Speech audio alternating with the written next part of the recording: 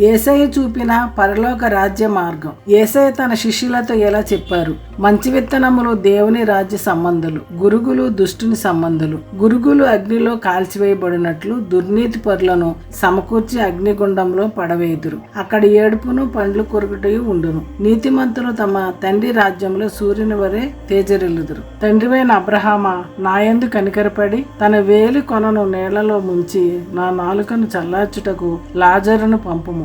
నేను ఈ అగ్ని జ్వాలలో యాతన పడుచున్నాను అని ధనవంతుడు కేకలు వేసి చెప్పాడు. యేసు ప్రభువును స్వీకరించడం ద్వారానే వారు దేవుని పిల్లలు కాగలరు. స్వీకరించడం అంటే ఆయన మీద నమ్మకం ఉంచడం, లేకపోతే ఆ ధనవంతునిలా నరకంలో కాలడమే. ఒకడు క్రొత్తగా జన్మించితేనే తప్ప అతడు దేవుని రాజ్యమును చూడలేడు.